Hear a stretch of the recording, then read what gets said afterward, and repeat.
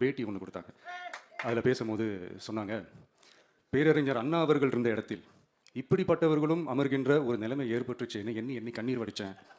அன்னைக்கு அந்த கண்ணீரை துடைக்க ஆரம்பித்த இயக்கம் தான் அண்ணா திராவிட முன்னேற்ற கழகம்னு சொன்னார். அதே மாதிரி 2017க்கு அப்புறம் 2021க்கு அப்புறம் தமிழ்நாட்டுடைய நிலைமையை பற்றி யோசித்து பார்த்த நம்ம தமிழக மக்கள் காமராஜர் அவர்கள் இருந்த இடத்தில், அண்ணா அவர்கள் இருந்த இடத்தில், எம்ஜிஆர் அவர்கள் இருந்த இடத்தில் இப்படிப்பட்டவர்களும் அமர்கின்ற ஒரு நிலைமை ஏற்பட்டுச்சுன்னு தமிழக மக்கள் கண்ணீர் வடிச்சாங்க. இன்னைக்கு இந்த கண்ணீரை துடைக்க ஆரம்பிச்ச இயக்கம் தான் தமிழக வெற்றிக்கழகம். இப்படியெல்லாம் நம்ம பேசுறதுனால கண்டிப்பாக சில பேர் கொந்தளிப்பாங்க. அது பற்றில நம்ம கவலைப்படக்கூடாது. ஏன்னா கொந்தளிக்கிறது தான் அவங்களுக்கு வேலையே. புரிஞ்சுங்களா அவங்களுக்கு? ஏன்னா எம்ஜிஆர் அவர்கள் கட்சி ஆரம்பித்தப்போ, ஏன் அவர் ஜெயிச்சதுக்கப்புறம் கூட சட்டசபையில் கூட ஏதோ ஒரு நடிகர் கட்சி வந்திருக்குதான், ஏதோ ஒரு புதிய கட்சி வந்திருக்குது, புரட்சி தலைவர்னு ஒருத்தர் வந்து இப்படியெல்லாம் கேலியும் கிண்டலுமா. அதனால் யார் அரசியலுக்கு வந்தாலும் இப்படி கொந்தளிக்கிறது தான் அவங்களுடைய வேலையை. அப்படி தான் நாம் அரசியலுக்கு வந்ததுக்கப்புறம் கூட இந்த விஜய்க்கு என்ன அனுபவம் இருக்குது, எம்ஜிஆர் அவர்களுக்கு எவ்வளோ அனுபவம் இருக்குது தெரியுமா? 52லேருந்து 72 வரைக்கும் 20 இயர்ஸ் திமுகவில் இருந்த ஒரு அரசியல் அனுபவம் எவ்வளோ இருக்குது தெரியுமா? விஜய்க்கு என்ன பெரிய அனுபவம் இருக்குதுன்னு கேட்டால் அதே வாய் தான். அன்னைக்கு எம்ஜிஆர் அவர்களை பார்த்து அரசியல் அரிச்சுவடி தெரியாதவர், கவர்ச்சியை மட்டுமே நம்பியிருக்கிறவர், அட்டக்கத்தி, வாய் விளம்பர வள்ளல், இவருக்கு கேள்வி மட்டும் தான் கேட்க தெரியும், பதில் சொல்ல தெரியாது, நிருபர்களை சந்திக்க மாட்டார், டெல்லியை பகச்சிக்க மாட்டார், மேலே இருந்து அவருக்கு அவ்வளோ ப்ரெஷர் இருக்குது, அப்படி இப்படின்னு சொன்னதும் அதே வாய் தான். அதனால் எம்ஜிஆர் அவர்களை மட்டும் இல்லை, அவருடைய தொண்டர்களை கூட விட்டு வைக்கல. அது என்னது, இந்த பளபளப்பு ஜொலி ஜொலிப்பை பார்த்தா பள்ளிழிப்பவங்க, இப்படியெல்லாம் கிண்டலும் கேலியுமா.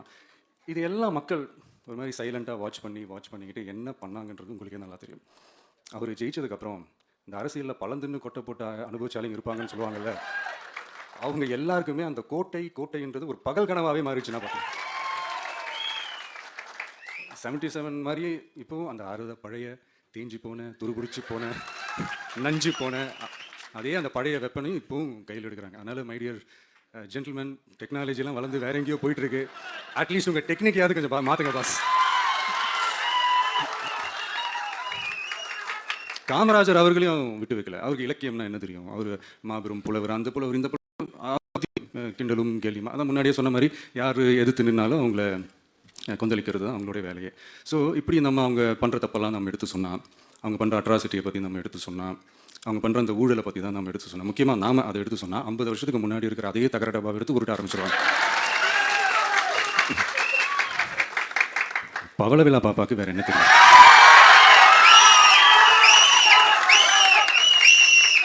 பழைய டப்பாவை உருட்டதானே தெரியும். அதுக்காக நாம் அவங்க பண்ணுற தப்பெல்லாம் சொல்லாமல் வெளியே சொல்லாமல் இருக்க முடியுமா? சொல்லுவோம், சொல்லிக்கிட்டே இருப்போம். நம்மளை தவிர யார் அவங்கள ஏற்று நின்று கேள்வி கேட்கறது? யாருக்கு அந்த தில் இருக்குது? மக்களோட ஒரே பிரதிநிதி நாம மட்டும்தான். ஸோ இப்படி இருக்கிற இந்த நிலைமையில் இன்னைக்கு இந்த டிஜிட்டல் உலகத்தில் திருவள்ளுவர் இருந்திருந்தாருன்னா இந்த தீய சக்தியை பற்றி என்ன திருக்குறள் எழுதியிருப்பாரு? ஒரு கற்பனை. அநீதி, அராஜகம், தில்லுமுள்ளு இவையெல்லாம் திமுக முதற்றே உலகு. ஒரு கற்பனையா?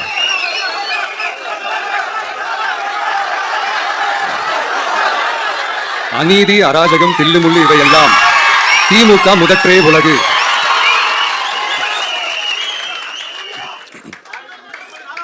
அடுத்து இந்த என்னப்பா,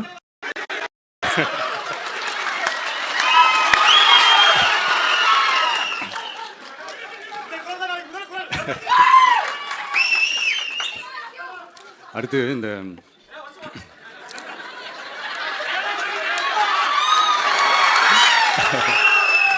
சொல்லிட்டேன், 2 வாட்டி சொல்லிட்டேன். அநீதி, அராஜகம், தில்லுமுள்ளு இவையெல்லாம் திமுக முதற்றே உலகு.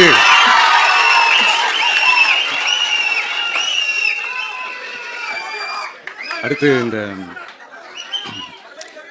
இந்த மும்முனை போட்டி, 4 முனை போட்டி அப்படிலாம் சொல்றாங்களே, சரி, அவங்களை பொறுத்த வரைக்கும் அப்படியே இருக்கட்டும். அதுல மாபெரும் மக்கள் சக்தியா நம்ம அணி ஒரு பக்கம், அடுத்து திமுக தலைமையில் மற்ற கூட்டணி கட்சிகள் ஒரு பக்கம், அடுத்து பாஜக தலைமையில் மற்றும் பலர்,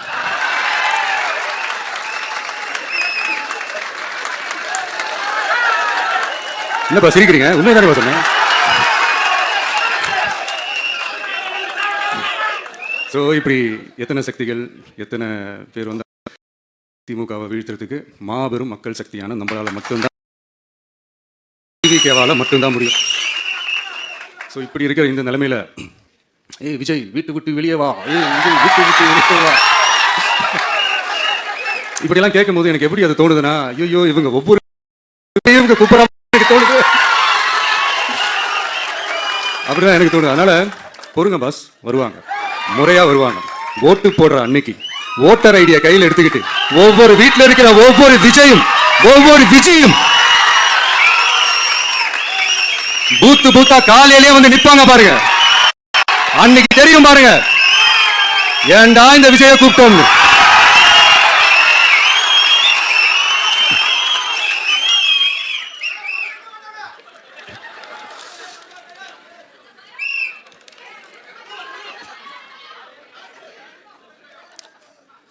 ஸோ இப்படி பேசினா உடனே இவரு நான் சினிமாவா இது அப்படின்ட்டு ஆரம்பிச்சிருவாங்க. நான் சினிமா விட்டாலும் நீங்க சினிமா விட மாட்டேங்கிறீங்களாப்பா. அப்புறம் இன்னொரு ரீசெண்டாக அந்த ஒரு விஷயம் போயிட்டு இருக்குல்ல, இந்த கருத்து கணிப்பு. அதில் நிறைய பேர் உண்மையான கருத்து கணிப்புலாம் சொல்கிறாங்க. அதையும் நான் தப்பு சொல்லலை. சில பேர் கடுப்பில் விட்ட கணிப்பாகவும் இருக்குது. அதையும் நான் தப்பு சொல்லலை. இந்த கடுப்பில் விட்ட கணிப்பாளர்களுக்கு நான் சொல்லிக்கிறது என்னென்னா, ஒவ்வொரு ஊரா தெருவா வீடு வீடாக போய் நீங்கள் அந்த கருத்து கணிப்பு எடுத்து பாருங்கள். ஒவ்வொரு வீட்லேயும் டிவிக்கு இருக்கிறத நீங்கள் பார்ப்பீங்க. அப்படி சப்போஸ் உங்களுக்கு அது ஷாக்கிங்காக இருந்துச்சுன்னா ரப்பர் வச்சு எல்லாத்தையும் அழிச்சிட்டு மறுபடியும் முதல்ல இருந்து எடுத்து பாருங்க, அதே ரிசல்ட் தான் வரும். இது என்னப்பா லாஜிக்கு, அது எப்படி எல்லார் வீட்லையும் டிவிக்கு இருக்கும் அப்படின்னு நீங்கள் கேட்டிங்கன்னா, ஒரு சின்ன சாம்பிளுக்கு ஒரு சின்ன டெஸ்ட் ஒன்று பண்ணி பாருங்களேன். நம்ம சிஎம் சார் இருக்காங்கல்ல, ஸ்டாலின் சார், ஒரு 2 years பேக் இருக்கும்னு நினைக்கிறேன். ஒரு மேடையில் பேசும்போது சொன்னாங்க, இந்த மாதிரி என்னோட கட்சி அவங்களுடைய கட்சிக்காரங்க சில பேர் பண்ணுற அட்ராசிட்டி, ஒரு சில மந்திரிகள் பண்ணுற சில அட்ராசிட்டிஸ்லாம் பார்த்து ராத்திரியில் எனக்கு தூக்கமே வரமாட்டேங்குது அப்படின்னு ஒரு 2 years பேக் இருக்கும். அந்த வீடியோ கூட இருக்குது. அப்படி இருக்கிற அவர் என்னைக்காவது ஒரு நாள் அசந்து தூங்குவார்ல, அப்போ அவர்கிட்ட போய் சார்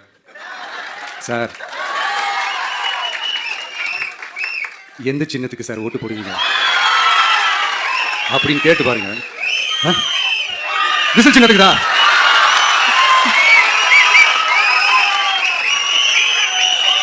தூக்கத்துல இப்படி டப்புன்னு எழுப்பி கேட்டா டப்புன்னு உண்மையை போட்டு உடைச்சிருவாங்க. அதுக்கு சொன்ன அப்படி இருக்கிற இந்த நிலைமையில டிவிக்கே வந்து சிட்டியில தான் இருக்குது, டவுன்ல தான் இருக்குது, வில்லேஜ் சைட்லலாம் இல்லை அப்படின்னு சொல்றவங்களுக்கு இந்த மாதிரி சில டெஸ்ட் எல்லாம் பண்ணி பாருங்க, தெரியும்.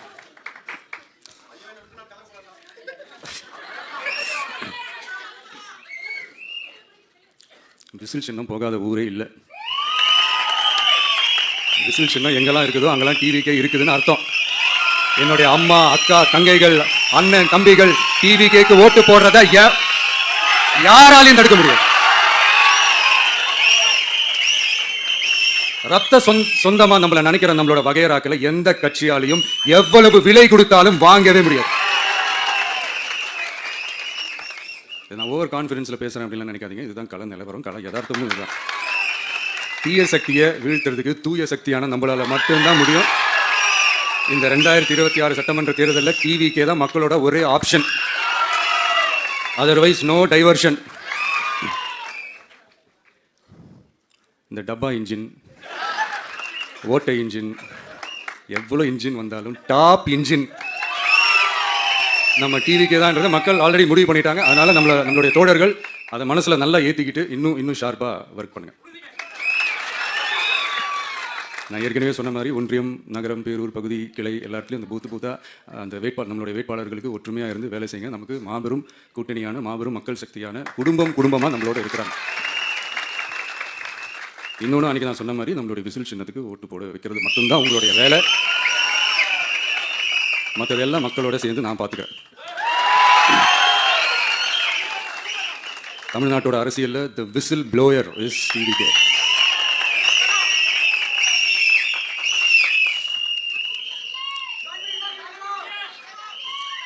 நம்ம மக்கள் இந்த விசில்ல ஊதுல இந்த தீய சக்தியும் இந்த ஊழல் சக்தியும் தெரிச்சு ஓடணும். எப்படி தெரிச்சு ஓடணும்.